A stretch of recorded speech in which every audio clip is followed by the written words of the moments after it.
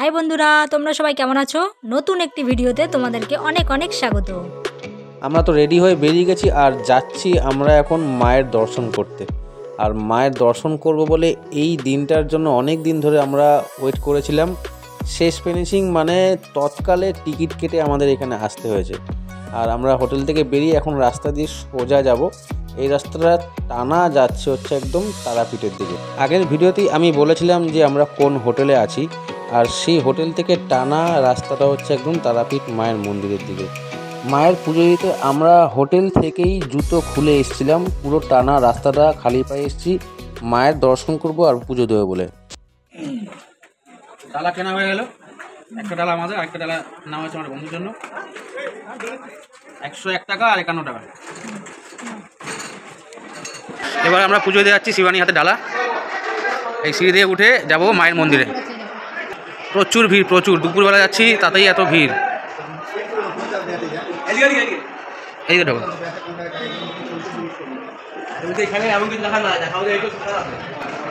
ডালা নিয়েছি দেখো কোন দোকান থেকে।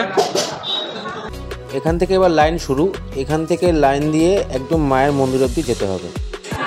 কতক্ষণ লাইনে আছো?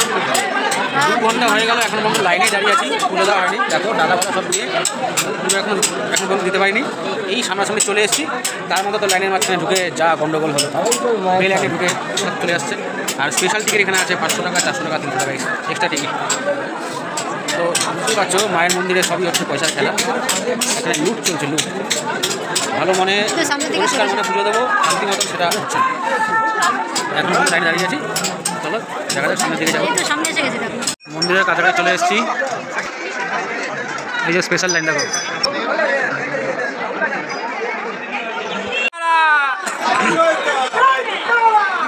জয় তারা, জয় তারা, বলো জয় জয় তারা। আমরা যেদিন এসেছিলাম সেদিন খুব ভিড় ছিল, কারণ সেদিন ছিল হচ্ছে শনিবার। আর শনিবার তোমরা জানোই মায়ের মন্দিরে ভিড় হয়। তো সেই শনিবারই আমরা চলে গেছি আর গেছি হচ্ছে বিকেলবেলা গিয়ে আমরা লাইনে দাঁড়িয়েছি। আর হোটেল থেকে আমাদের বলে দিয়েছিল যে বিকেলবেলা নাকি ফাঁকা হয়, তার জন্য আমরা বিকেলবেলা গেছিলাম। তো সকালবেলা এর থেকে আরও ভিড় হয়, কারণ সকাল 5:30টার সময় মন্দির খোলে।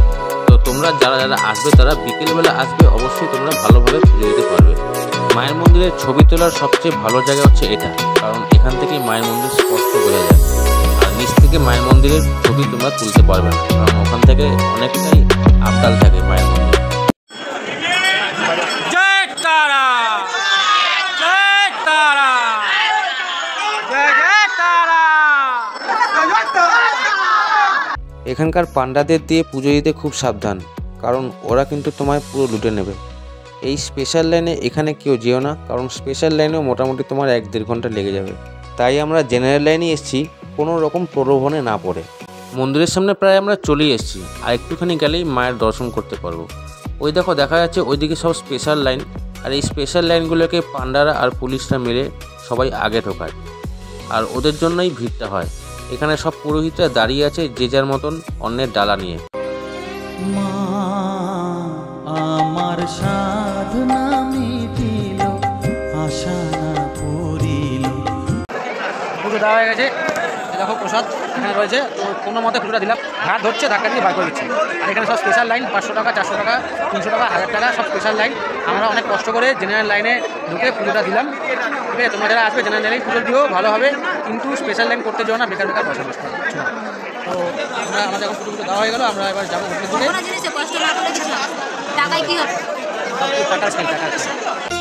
আমায় একটু জায়গা দাও, মায়ের মন্দিরে বসি, মায়ের মন্দিরে বসি।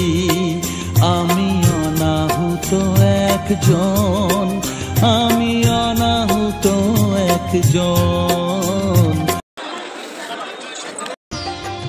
সকলি তোমারি ইচ্ছা, ইচ্ছাময় তারা তুমি।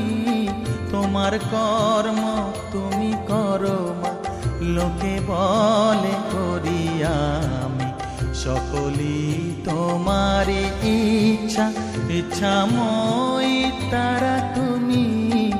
তারা মায়ের পুজো দেওয়া শেষ হয়ে গেলে এবার আমরা চলে আসলাম মহাশ্মশানের দিকে। দেখো বামাখ্যাপার মূর্তি দেখা যাচ্ছে, এখান থেকে আমরা চলে যাব বাদিকে একদম মহাশ্মশান। আর এই শ্মশানে ঢোকার পর থেকে গাটা কিরকম একটা ছমছম করে উঠছিল, আর সত্যি খুব ভালো লাগলো এই মহাশ্মশানে ঢুকে। দেখো এই শ্মশান থেকে এবার আমরা বেরিয়ে যাব।